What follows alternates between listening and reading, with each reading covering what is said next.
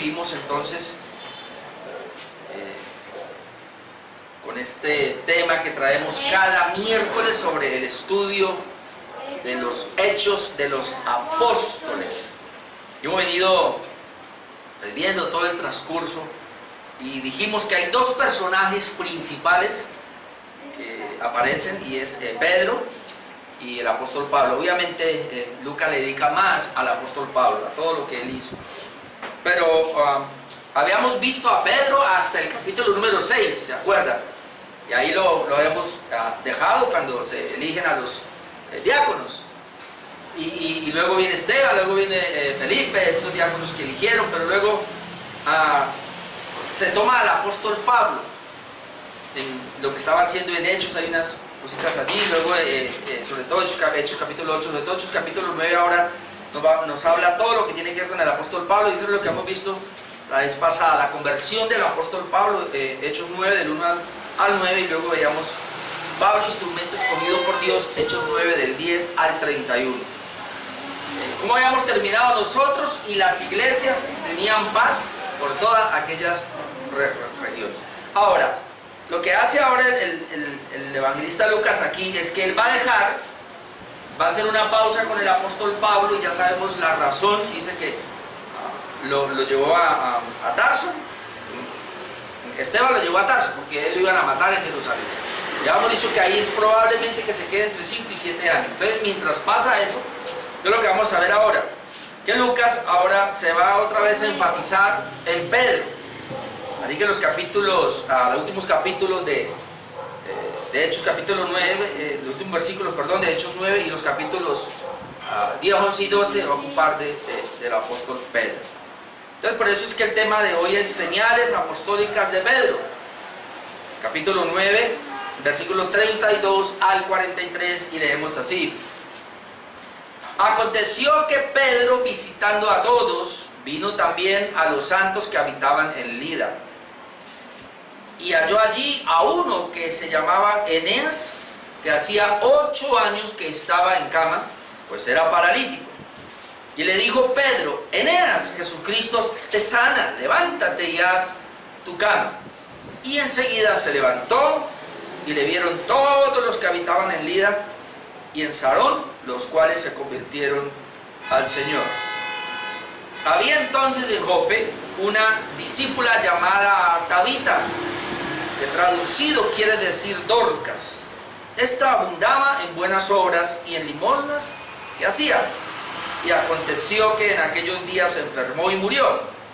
Después de lavada, la pusieron en una sala.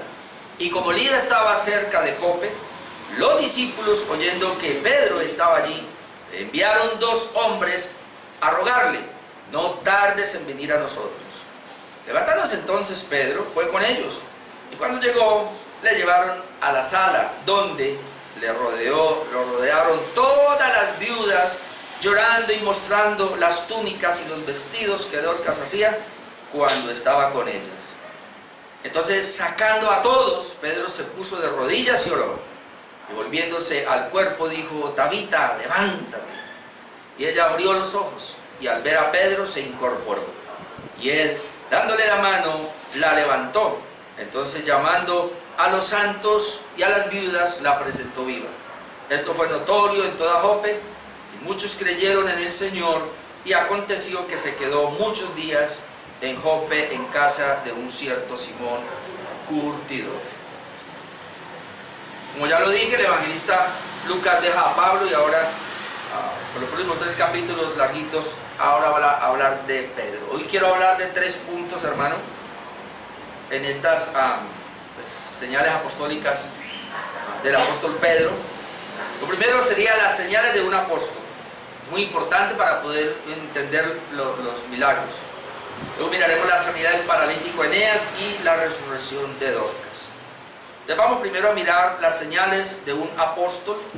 Es muy importante entenderlo, mi amado hermano, porque si no entendemos esto, este primer punto, las señales de un apóstol, nosotros vamos a leer estos 2 milagros, y como muchos hoy día vamos a tratar de sacar cosas de ahí, y que tenemos que ser así, y vamos a ver si eso es verdad. En 2 de Corintios, capítulo 12, versículo 11 y 13, el apóstol Pablo dice: me he hecho un necio al gloriarme, vosotros me obligasteis a ello, pues yo debía ser alabado por vosotros, porque nada he sido menos que aquellos grandes apóstoles. Pablo aquí está diciendo, le dice a la iglesia de Corinto: yo no he sido menos que aquellos grandes apóstoles. Está hablando de los 12 apóstoles de Cristo, aunque nada soy. Pero luego dice: con todo, las señales de apóstol han sido hechas entre vosotros en toda paciencia. Y mira lo que dice acá: por señales, prodigios y milagros. Luego dice: porque en qué habéis sido menos que las otras iglesias, sino en que yo mismo no os he sido carga, o no os he sido gravoso, en esa palabra no os he cobrado por predicarles. Perdonadme este agravio. Pero lo que quiero enfatizar acá es que Pablo habla de las señales de apóstol, es decir, yo también he tenido las señales de un apóstol. Entonces es muy importante entender esto, porque por lo menos hay 3 señales apostólicas. Eso es lo que yo quiero que miremos acá. Pero entonces, antes de entrar a mirar las 3 señales, ¿qué es lo que está pasando? Al hablar de las señales apostólicas del apóstol Pedro, pues entonces tenemos que mirar, hermanos, que Jesús mismo pues les había dado esa autoridad a los apóstoles, de tal manera que lo que Pedro está haciendo es sencillamente llevando a cabo la orden que el mismo Jesús, cuando los llama y los comisiona, les da. En Mateo capítulo 10, versículos 5 al 8, leemos lo siguiente: a estos 12, ahí está, a los 12 apóstoles, y ahí está Pedro, envió Jesús y les dio instrucciones diciendo: por camino de gentiles no vayáis, y en ciudades samaritanas no entréis, sino id antes a las ovejas perdidas de la casa de Israel, que es la primera misión que les da. Pero miren lo que les dice, y yo quiero que le pongamos cuidado a esto: y yendo, predicad, lo primero, diciendo, el reino de los cielos se ha acercado. Pero luego les dice: sanad enfermos, limpiad leprosos, resucitad muertos, echad fuera demonios, de gracia recibid y dad de gracia. Primero les dice: vayan y prediquen la palabra, el reino de los cielos. Pero luego también: sanen enfermos, limpien leprosos, resucitad muertos, echen fuera demonios. Ok, esto se lo está diciendo a los 12 apóstoles. Yo no puedo tomar eso ahora y pensar que la iglesia fue comisionada de esa manera. ¿Por qué lo digo? Porque en la gran comisión, que es así, es dada a toda la iglesia, porque aquí hay una comisión específica para los 12, pero la gran comisión, que es para toda la iglesia, mire lo que vemos. Brevemente le leo Mateo 28, 19 al 20, dice: por tanto, id y haced discípulos a todas las naciones. Les dice cómo: bautizándolos en el nombre del Padre, y del Hijo y del Espíritu Santo, enseñándoles que guarden todas las cosas que os he mandado, y aquí yo estoy con vosotros todos los días hasta el fin del mundo. En otras palabras, la gran comisión: vaya, predique el evangelio, haga discípulos. Pero aquí, y es la gran comisión es para toda la iglesia, pero aquí no les está diciendo que manifiesten esas señales. En Hechos 1:8, que ya lo hemos visto: pero recibiréis poder cuando haya venido sobre vosotros el Espíritu Santo, y me seréis testigos en Jerusalén, en toda Judea, en Samaria, hasta el último de la tierra. Otra vez lo comisiona a los 120 que están reunidos, a toda la iglesia: vayan y hagan testigos en toda parte, en todas las naciones, congreguen un pueblo, predicando el evangelio. Pero no les da las señales. Entonces lo que tenemos que entender, y por eso hablamos de las señales apostólicas, porque son señales precisamente para estos apóstoles. Quiero decir algo acá, hermanos, porque es que cuando yo comencé la introducción yo dije algo. Normalmente nosotros conocemos el libro Hechos de los Apóstoles. Entonces, ¿y eso qué quiere decir? Es que se está narrando esos hechos que hicieron los apóstoles. Otros han dicho: no, mejor tú pones el libro de los hechos del Espíritu Santo, porque lo que vemos es el mover del Espíritu Santo. Pero yo les decía que una de las mejores títulos para ese libro pudiera ser la continuación de los hechos de Jesucristo. Porque ¿cómo comienza Hechos 1? Diciendo que le escribe a Teófilo y le dice: le vuelvo en el primer tratado yo hablé acerca de todo lo que el Señor Jesús comenzó a hacer, a enseñar y a hacer. Entonces dice: en este segundo tratado, que es Hechos, ¿qué es lo que voy a enseñarle ahora o le voy a escribir a Teófilo? Le voy a seguir contando los mismos hechos que Jesús comenzó a enseñar y a hacer a través de los apóstoles, con la dirección del Espíritu Santo que los apóstoles tendrían. Entonces, realmente, hermanos, lo que podemos ver aquí no son los hechos de los apóstoles, sino más bien los hechos de Jesucristo por medio de los apóstoles. Así que lo que estamos viendo aquí, los 2 milagros que vamos a ver al final, no le voy a dedicar tanto tiempo a esos 2 milagros, pero sencillamente lo que vamos a ver es a Jesucristo operando. Es tan así que miren lo que dice Hechos 5, 12 al 16, que ya lo habíamos visto. Pero en Hechos 5:12, ya Lucas nos había dicho que estas señales eran hechas por los apóstoles. Hechos 5:12. Y por la mano de los apóstoles se hacían muchas señales y prodigios en el pueblo. Ahora, ¿por qué dice por la mano de los apóstoles? Porque es que el Señor, esa fue la autoridad que le dio a los apóstoles. Y estaban todos unánimes en el pórtico de Salomón. De los demás, ninguno se atrevía a juntarse con ellos. Mas el pueblo los alababa grandemente. Ahora note acá. Y los que creían en el Señor aumentaban más y más gran número, así de hombres como de mujeres, tanto que sacaban los enfermos a las calles y los ponían en camas y lechos, para que al pasar Pedro, a lo menos su sombra cayese sobre alguno de ellos. Ahora, y note acá. Y aún de las ciudades vecinas muchos venían a Jerusalén trayendo enfermos y atormentados de espíritus inmundos, y todos eran sanados. Es decir, Lucas está diciendo que los apóstoles lo que están haciendo es lo mismo que Cristo les comisionó cuando los llamó. Es lo mismo, sanen enfermos, limpien leprosos, echen fuera demonios. Eso es lo que estamos viendo acá. Entonces, estas señales eran para confirmar la palabra que ellos traían. Es decir, para confirmar que ellos tienen autenticidad en lo que estaban haciendo, y de esa manera pues elaborar el canon, o en este caso nosotros la Biblia, la palabra inspirada por el Señor. ¿Dónde vemos eso? En Marcos 16, 19 al 20. Marcos 16, 19 al 20 nos dice: y el Señor, después que les habló, fue recibido arriba en el cielo y se sentó a la diestra de Dios. Ahora note acá, y ellos, es decir, los 12 apóstoles, bueno, ellos no estaba Judas, los 11, y ellos, saliendo, predicaron en todas partes. Note lo que hicieron los apóstoles. Saliendo, predicaron en todas partes, ayudándoles el Señor y confirmando la palabra con las señales que la seguían. Amén. Los apóstoles, tan pronto el Señor asciende, ellos dicen que se van y comienzan a predicar, pero el Señor está con ellos, el Señor los está ayudando. Es decir, lo que ellos hacen es sencillamente lo que el Señor les está llevando a hacer, ayudándoles el Señor, pero esto es lo importante, y confirmando la palabra con las señales que la seguían. ¿Qué quiere decir? Que cuando los apóstoles hacían señales, milagros y prodigios, estaban confirmando la autoridad y la palabra que ellos tenían, que iba a quedar escrita, lo que más adelante se llamó el canon del Nuevo Testamento o el Nuevo Testamento. Era muy importante que ellos hicieran esto para que las demás personas se dieran cuenta que ellos tienen autoridad, tienen autenticidad de parte de Dios. Entonces, ahora sí, ¿cuáles serían entonces las señales de un apóstol de Jesucristo? Y ya les dije, por lo menos hay 3. La primera, ya la hemos visto acá, así que no voy a ir allá, pero tenía que haber sido llamado por Jesús directamente en su ministerio. Es decir, en el ministerio de Jesucristo terrenal, tuvo que llamarlos directamente. Así que son 12 apóstoles, y eso es lo que vamos a ver con la elección de Matías también. Y aún veíamos que al apóstol Pablo el Señor se le aparece, y decíamos que él mismo dice que estuvo 3 años en Arabia, y que el Señor fue el que le dio la palabra a él. Él no fue de ningún apóstol, sino que el Señor directamente le dio el evangelio, que no es contradictorio al de los apóstoles, es más amplio. Entonces uno puede ver que eso se cumplió solamente en los 12 apóstoles, en este caso, y en Pablo. Primero, tenía que haber sido llamado por Jesús directamente en su ministerio. Número 2, tenía que haber sido un testigo ocular de los hechos de Jesús. Y entonces eso lo vemos claramente en Hechos 1, 21, 22, ya lo hemos visto, pero vamos a mirar otra vez Hechos 1, 21.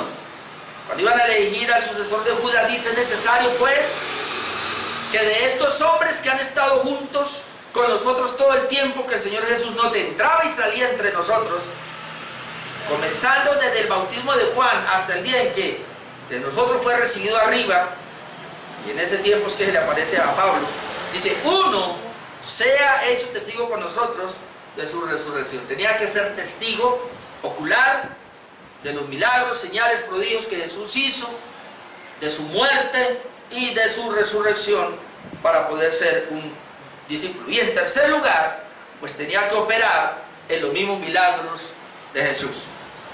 Y es lo que estamos viendo, tenía que operar en los mismos milagros de eso. Entonces, estas tres señales, hermanos, no se ven en los que hoy dicen que son apóstoles. Por eso Pablo claramente dijo, y al último de los apóstoles, como a un abortivo, allá en 1 Corintios 15:9, me apareció a mí. Entonces siempre tenemos que tener presente ese. Pablo mismo dice, y al último de todos los apóstoles, a mí, como a un abortivo, yo soy un aborto prácticamente, pero se me apareció a mí o me llamó a mí, soy el último de los apóstoles. Entonces, el último de los apóstoles es el apóstol Pablo. Así que es muy importante que tengamos en cuenta esto. Entonces, ¿cuál es la idea, hermanos, acá? Que Lucas, al presentar a Pedro con las señales apostólicas y prepararlo para la conversión, o sea, lo está preparando, perdón, para la conversión del primer gentil, que era algo que él fácilmente como judío no percibía. Ahora vamos a ver algo interesante, o me adelanto un poco, vamos a terminar viendo a Pedro quedándose en la casa de un cierto curtidor, un Simón llamado curtidor, o sea, es decir, trabajaba con pieles de animales muertos, pero era judío y un judío jamás, y mucho menos Pedro, se iba a acercar porque él se contaminaba. Pero luego vamos a ver en Hechos 10 que cuando él va donde Cornelio, él no quiere juntarse con un gentil y por eso el Señor tiene que darle una visión y él dice, Señor, yo nunca he comido algo inmundo. Es decir, era tan terrible esto que los judíos podían sentarse al lado de un curtidor, pero siempre y cuando era judío, pero no se acercaban, mucho menos a comer con un gentil. Así que lo que vamos a ver ahora con estos milagros es de alguna manera preparando a Pedro y también a la comunidad para el primer convertido gentil, que es Cornelio. Eso es lo que realmente pasa o pasó. Ok. Vamos entonces ahora sí con la sanidad del paralítico Eneas, Hechos 9, 32 al 35. Ya teniendo claro que estos dos milagros, estas dos señales que Lucas presenta, porque son dos, pero él no hizo solo estas dos, él hizo muchas. Pero a propósito, tiene un propósito aquí Lucas de coger y sacar estas dos, y lo vamos a ver por qué lo hace.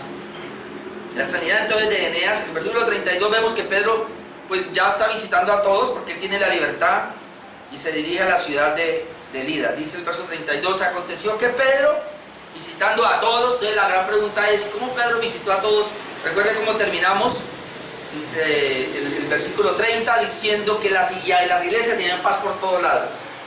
El Espíritu Santo acrecentaba y la iglesia crecía y todas las iglesias tenían, es decir, ya no, en este momento no había persecución, había tranquilidad, de tal manera que Pedro pudo movilizarse. Y sencillamente Pedro dice, bueno, me voy de Jerusalén y vamos a ir otra vez por allá a Judea y a Samaria, vamos a hacer un recorrido. Dice que entonces se fue visitando a todos, vino también a los santos que habitaban en Lida. ¿Qué encontró allí? Dice que se encuentra con un paralítico sanado por Pedro. No fue sanado por Pedro. Vamos a leer el versículo 33. Y halló allí, o de pronto lo llamaron, le dije, mira, hay un paralítico. Bueno, y halló allí a uno que se llamaba Eneas, que hacía 8 años, algunos dicen que desde los 8 años, no, mejor dejémoslo así, y hacía 8 años que estaba en cama, pues era paralítico, llevaba una parálisis de 8 años allí. Y le dijo Pedro, Eneas, Jesucristo te sana. Él no lo sana. Le dice, Eneas, Jesucristo te sana. Ahora se le da la orden, levántate y haz tu cama. Dice que enseguida se levantó y le vieron todos los que habitaban en Lida. Bueno, todos obviamente, no son todos, sino una gran mayoría, una gran multitud, en Sarón, los cuales se convirtieron al Señor. No, todos no se convirtieron al Señor, sino que lo que quiere decir que hubo una gran mayoría. Así que este milagro fue hecho con un propósito, y es otra vez autenticar al apóstol Pedro, de tal manera que cuando él predicara la palabra, predicara el evangelio, la gente se convirtiera. Ahora, algo interesante aquí que podemos ir tomando, y es que Pedro no está orando para una sanidad. Pedro no tiene una reunión de sanidad como hoy día vemos que la gente tiene. Tampoco dice que está ungido, está en la unción o ya pasó a un nivel que él puede sanar. Tampoco le pide fe al enfermo. Es bien interesante porque hoy día no tiene, de acuerdo a tu fe, no le pide fe al enfermo, ni tampoco Pedro tiene fe. Es decir, Pedro en su ministerio, él ya tiene una autoridad, una autenticidad que Dios le ha dado, de que él puede llegar y él puede sanar, obviamente bajo la dirección de Dios. Por eso él dice: Nea, Jesucristo te sana. Obviamente el Espíritu Santo lo había guiado para hacer esa parte.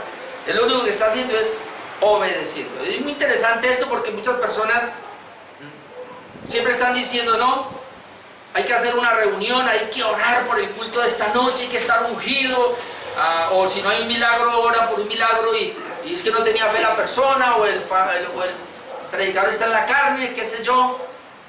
Algo se van a inventar, pero aquí no vemos eso. Ahora, entonces aquí vamos a mirar que lo que Lucas quiere hacer, y él está buscando una especie de relación con Pedro, en este caso los apóstoles, y el mismo Jesús, ya que hubo un milagro muy similar hecho por Jesús. Y ahora vamos a ver cuál es el propósito de eso. Vamos un momentico a mirar en Juan 5, del 1 al 9. Bueno, hay varios, hay otros paralíticos, pero yo quiero tomar este de Juan 5, del 1 en adelante. Mira lo que dice Juan 5:1. Después de estas cosas había una fiesta de los judíos y subió Jesús a Jerusalén. Y hay en Jerusalén, cerca de la puerta de las ovejas, un estanque llamado en hebreo Betesda, el cual tiene 5 pórticos. En esto yacía una multitud de enfermos, ciegos, cojos y paralíticos. Muchos paralíticos habían allí, que esperaban el movimiento del agua. Bueno, esta era una creencia que se tenía, no sabemos si es real o ficticia, pero se tenía esta creencia, verso 4, porque un ángel descendía de tiempo en tiempo al estanque y agitaba el agua.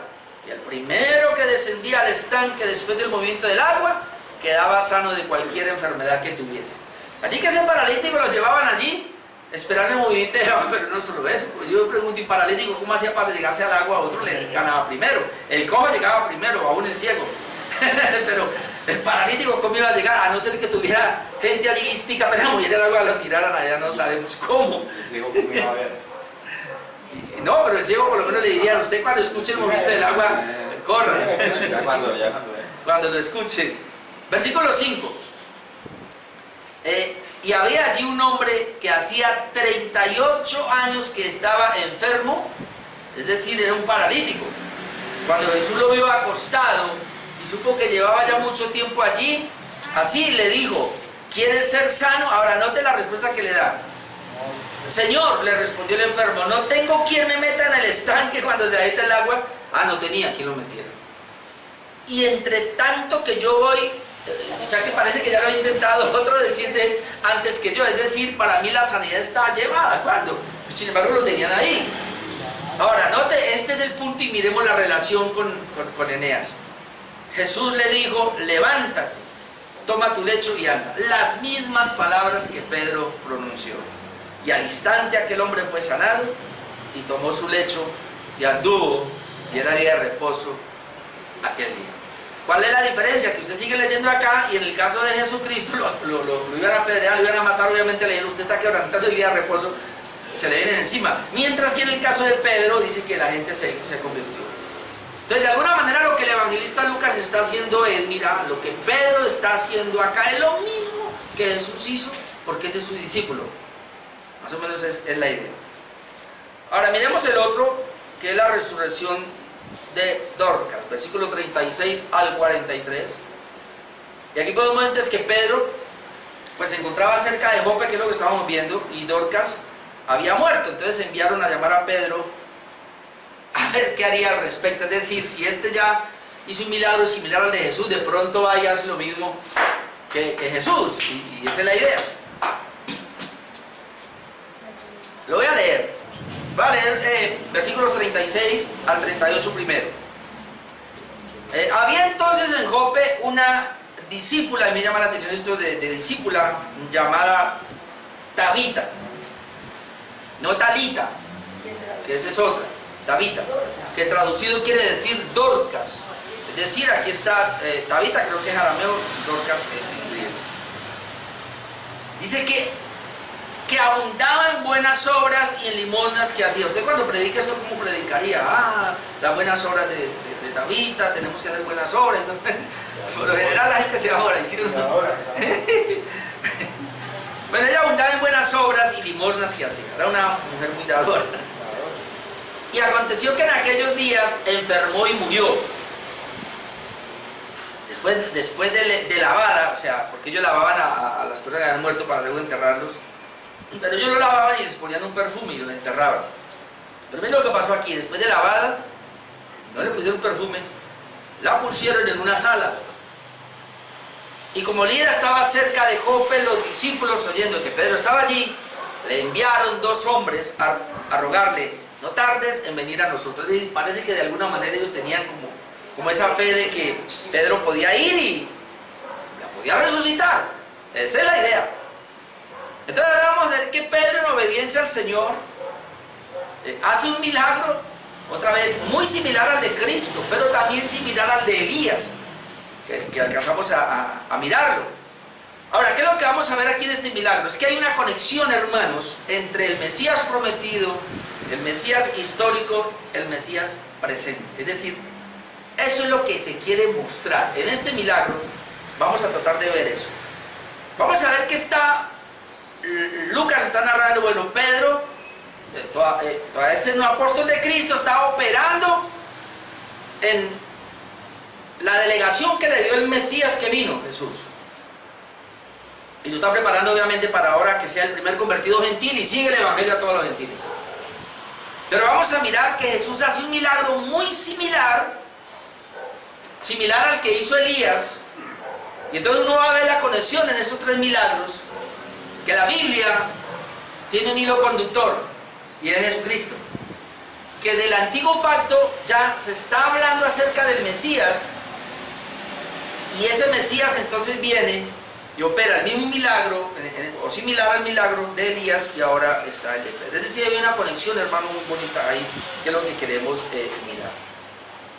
Versículo 39 al 42, vamos a mirar el milagro entonces de Pedro. Dice: levantándose entonces Pedro fue con ellos, y cuando llegó le llevaron a la sala. Ahora vamos a anotar aquí: donde le rodearon todas las viudas, llorando y mostrando las túnicas y los vestidos que Dorcas hacía cuando estaba con ellas. Entonces, y vamos a ir mirando estas palabras, sacando a todos. Note que Pedro los sacó a todos. Le dice, se queda solamente allí con la mujer. Sacando a todos, Pedro se puso de rodillas y oró. Ahora vamos a ver que es similar a Elías. Y volviéndose al cuerpo dijo: Tabita, levántate. Aquí ya está similar a Jesús, como lo vamos a ver ahora. Y ella abrió los ojos, es decir, él solamente dio una orden. Le dice: Tabita, levántate. Y ella abrió los ojos. Y al ver a Pedro, se incorporó. Y él, dándole la mano, la levantó, lo mismo hizo Jesús. Entonces, llamando a los santos y a las viudas, la presentó viva, igual que Elías, igual que Jesús y mismo Pedro. La presentó viva delante de ellos. Luego dice que esto fue notorio en toda Jope, y muchos creyeron en el Señor. ¿Cuál fue la consecuencia acá? Muchos creyeron en el Señor. Este es un milagro bien interesante, y es un milagro muy similar otra vez al que hizo Jesús. En todos los evangelios está relatado, pero me gusta mucho Marcos. Marcos 21, leamos Marcos 21 y luego pues saltamos. Vamos a ir a Marcos, capítulo... Marcos 5 le dije, ¿no? Perdón. Marcos 5, 21. Dice: pasando otra vez Jesús en una barca a la otra orilla, se reunió alrededor de él una gran multitud, y él estaba junto al mar. Y vino uno de los principales de la sinagoga, llamado Jairo. Entonces ese es Jairo el que viene. Y luego que le vio, se postró a sus pies y le rogaba mucho, diciendo: mi hija está agonizando. Luego le dice Jairo: ven y pon las manos sobre ella para que sea salva y vivirá. Ahora nota el 24. Fue pues con él, y le seguía una gran multitud y le apretaban. Ahora ahí hay una situación, porque ahí se paró. No voy a leer eso, pero dice ahí donde está la mujer que tocó el borde del manto del Señor. El Señor se para, pregunta quién le ha tocado mi manto y todo. Y mientras eso pasa, saltemos al versículo 35. No sabemos una media hora, no sabemos cuánto se quedó ahí, pero luego el verso 35 dice: mientras él aún hablaba, vinieron de casa del principal, es decir, de casa de Jairo, de la sinagoga, diciendo: tu hija ha muerto. ¿Te imaginas el padre que Jairo que diría? Uy. Y luego le dicen: ¿para qué molestas más al maestro? Es decir, no hay nada que hacer. La niña murió, Jesús no alcanzó a llegar, no alcanzó a ir. Usted vino corriendo por él, no alcanzó a llevarlo. No hay nada que hacer. No moleste más al maestro. ¿Para qué molesta más al maestro? 36. Pero Jesús, y me llama la atención porque Jesús inmediatamente mira a Jairo y dice: Jesús, luego que oyó lo que se decía, dijo al principal de la sinagoga: no temas, cree solamente. Eso le levantó la fe obviamente a Jairo. Y luego dice: y no permitió que le siguiese nadie, sino Pedro, Jacob y Juan, hermano de Jacob. Es decir, aquí también sacó a toda la gente. Dice: y vino a casa del principal de la sinagoga y vio el alboroto y a los que lloraban y lamentaban mucho. Entrando les dijo: ¿por qué alborotáis y lloráis? La niña no está muerta, sino duerme. Y se burlaban de él. Mas él, echando fuera a todos, lo mismo que Pedro, mas él, echando fuera a todos, tomó al padre y a la madre de la niña y a los que estaban con él, es decir, a estos 3 apóstoles, y entró donde estaba la niña. Ahora note acá el 41. Y tomando la mano de la niña le dijo: Talita cumi. La otra es Tabita, ¿no? Ella es Talita, Talita cumi, que traducido es: niña, a ti te digo, levántate. Es decir, usó las mismas palabras de Pedro: levántate. Y luego la niña se levantó y andaba, pues tenía 12 años. Y se espantaron grandemente, pero él les mandó mucho que a nadie lo supiese y dijo que se le diese de comer. ¿Sí ve que hay una similitud en el milagro? Y ahora, ¿por qué similitud? Porque es lo mismo. Quien está operando es Jesucristo. Jesucristo operó este milagro y allá no fue Pedro, allá fue el mismo Jesucristo por medio de Pedro, como lo vamos a ver ahora. Y si alcanza a ir allá, Primera de Reyes capítulo 17 versículo 17. Primera de Reyes capítulo 17 versículo 17. Bueno, aquí está la viuda de Sarepta, ¿no? Él dice que la viuda lo está sosteniendo y la viuda le ha hecho un aposento y todo para Elías. Bueno, y una profecía: ella no podía tener hijos, tuvo un hijo. Pero ahora, ¿qué pasó? Dice el verso 17: después de estas cosas aconteció que cayó enfermo el hijo de la ama de casa, es decir, de la viuda. Y la enfermedad fue tan grave que no quedó en el aliento, es decir, murió. Y ella dijo a Elías: ¿qué tengo yo contigo, varón de Dios? Has venido a mí para traer a memoria mis iniquidades, para hacer morir a mi hijo. Él le dijo: dame acá a tu hijo. Entonces él lo tomó de su regazo y lo llevó al aposento donde él estaba, es decir, otra vez solo, y lo puso sobre su cama. El niño estaba muerto. Y clamando a Jehová, dijo: Jehová, Dios mío, aún a la viuda en cuya casa estoy hospedado has afligido, haciendo morir a su hijo. Y se tendió sobre el niño 3 veces y clamó a Jehová y dijo: Jehová, Dios mío, te ruego que haga volver el alma de este niño a él. Y Jehová oyó la voz de Elías, y el alma del niño volvió a él y revivió. Ahora note acá, 23. Tomando luego Elías al niño, lo trajo del aposento a la casa y lo dio a su madre. Es decir, todos hicieron lo mismo. Fueron solos allá. Eneas resucita a esta mujer, esta viuda, la presenta. Jesús resucita a la hija de Jairo de 12 años y la presenta. Y ahora Elías resucita a este muchachito y lo presenta a la madre. Y le dijo a Elías: mira, tu hijo vive. Ahora mira el versículo 24. Entonces la mujer dijo a Elías: ahora conozco que tú eres varón de Dios y que la palabra de Jehová es verdad en tu boca. ¿Qué autenticó que Elías era varón de Dios? Ese milagro. esa sanidad. Así que es lo mismo, hermanos. Los apóstoles en el Antiguo, los profetas en el Antiguo Testamento, los apóstoles en el Nuevo Testamento, ellos, las señales y los milagros que hacían, que Dios les había dado poder y autoridad para que lo hicieran, era con el fin de autenticar la palabra que ellos estaban diciendo como palabra inspirada de Dios, la cual quedó en el Antiguo Testamento y en el Nuevo Testamento. Ahora yo pregunto, si esa palabra ya quedó y el canon se cerró, es decir, ya no hay más palabra que Dios, ¿para qué el Señor ahora va a levantar a un personaje haciendo milagros y señales y prodigios para autenticar qué cosa? Ya no hay necesidad. Porque el propósito era extraer la bendita palabra de Dios y dejarla consignada, en este caso en un libro o libros como es la Biblia, el canon, y ahí está la palabra de Dios. El Señor llamó a esos hombres, le dio el poder, la autoridad de hacer señales, milagros y prodigios para autenticar la palabra que quedó en el canon de la Biblia que tenemos ahora. ¿Cómo ahora se va a levantar un apóstol o un profeta para decir que ellos también operan en el mismo don de señales, milagros y prodigios, que hacen lo mismo que los apóstoles de Jesús o que los profetas del antiguo pacto? Pregunto, ¿para autenticar qué? Si ya está autenticada la palabra de Dios, ya la tenemos. Así que los verdaderos hombres de Dios, que son pastores y que son, en este caso, obispos o ancianos, como les quiera llamar, ellos no necesitan autenticar su llamado. El llamado se autentica cuando ellos traen esa palabra que ya está autenticada y la extraen y la presentan. ¿Cómo sabemos que él es un verdadero siervo de Dios? Porque cuando expone la palabra, lo que él hace es que saca, extrae la palabra que ya está y la presenta.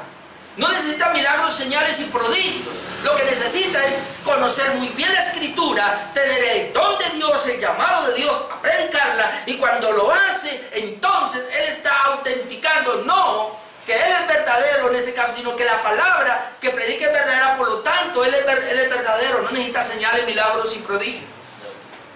Aclaro, eso no quiere decir que no se hagan señales, milagros y prodigios, porque quien hace las señales, los milagros y los prodigios es Dios.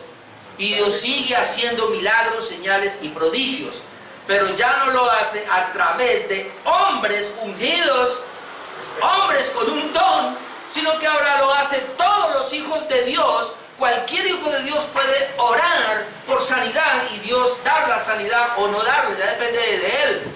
Cualquier hijo de Dios puede orar y puede haber un milagro, puede haber una señal, pero la hace es Dios.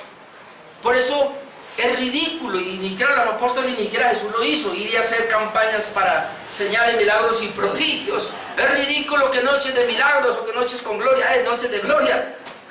Es ridículo esas cosas. ¿Para qué? No se necesitan. Porque esas cosas lo único que hacen es para gloriar a esos hombres que supuestamente tienen, y termina sacándole el dinero a las personas, pero nada más. Eso es impresionante. Entonces, por eso es muy importante esto. El propósito era eso, y lo vemos en el Antiguo Testamento, lo vemos con Jesús y lo vemos ahora con los apóstoles. Ahora, ¿cómo termina Pedro acá? Versículo 43. Dice que, y después de eso aconteció que se quedó muchos días en Jope, en casa de un cierto Simón curtidor.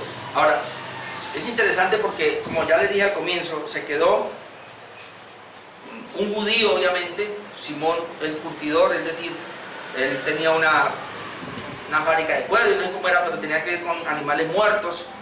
Pero él se quedó allí. Recuerden que él está en misión. Y luego Dios, y eso lo vamos a ver dentro de 8 días, por medio del Espíritu Santo, vaya a hacer un llamado para que venga, y viene el primer convertido. Ok. Concluyo de la siguiente manera. ¿Qué aprendemos de esto? Por lo menos 4 cosas tengo acá. De pronto estaba pensando en otra, pero en esto que vimos hoy aprendemos por lo menos 4 cosas. Primero, definitivamente, hermanos, no hay apóstoles, porque nadie cumple con estas señales de apóstol. No lo hay. Esos milagros y señales que dicen por ellos, yo soy un apóstol, ¿por qué? porque hago milagros, señales y prodigios. ¿A dónde realmente los milagros son verdaderos? Habrá que mirar. No he visto al primero y no conozco al primero que haya resucitado un muerto. Hay quienes dicen que sí, pero no, él se hizo el muerto, como yo digo, no estaba muerto, andaba de parranda. Pero eso no es cierto. Número 2, Dios es un Dios de señales y las sigue haciendo, pero sin mediadores. No necesita medios, no necesita mediadores. Él opera de una manera soberana y todos podemos orar a Dios. No hay ungidos y mucho menos niveles de unción. No creamos eso. Hoy hablan de niveles y no estamos en otro nivel y no. Y entonces los hermanos nuevos allí, no todos hermanos, la unción la tenemos la del Espíritu Santo. 3, las señales hechas por los profetas, Jesús y los apóstoles tenían un fin, y era el autenticar la palabra de Dios. Si ya está autenticada la palabra de Dios, porque creemos en la sola Escritura, que es una palabra inerrante, es una palabra inspirada por Dios, toda suficiente, toda autoritativa. Ya creemos que esa es la palabra de Dios, entonces no se necesita más. Lo que necesita es creer que esa es la palabra de Dios, hermano. Número 4, estas 2 señales de Pedro,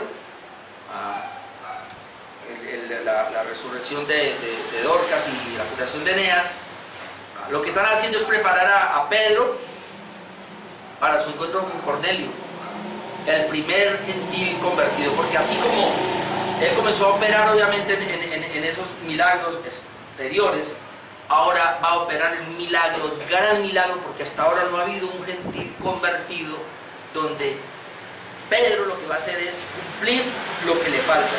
El Señor le dice que Dios le dio las llaves a Pedro para que abriera, y él va a abrir el reino. Ya lo abrió en Hechos capítulo 2. Él lo abrió predicándole a los judíos, pero le falta ahora abrirlo predicándole a los gentiles, y para eso es que se está preparando. Y también la idea de Lucas, recuerda que le está diciendo para que conozcas bien a Teófilo, y le está diciendo a Teófilo que quiero que mire que esto es una realidad, que eso es lo que está diciendo. El propósito de Lucas es mostrarle a Teófilo y por ende a nosotros, a toda la historia de la iglesia, que estos hechos fueron reales, fueron verdaderos. Que si viene diciendo que Jesús murió y resucitó, y como muchos dudaron, Él está vivo, pero ahora está operando a través de estos apóstoles, y por eso operó en estos milagros. Y otra vez, no son solo los 2 milagros que hizo, ya vimos que hizo muchos, pero Lucas se centra en estos 2 para relacionarlos de una manera con Jesucristo y con el antiguo pacto. Pero realmente Pedro hizo mucho más que estos milagros. Lo operó en señales, prodigios y milagros, como también el apóstol Pablo operó en muchos milagros, señales y prodigios. Ok, hermanos, dejemos ahí por hoy.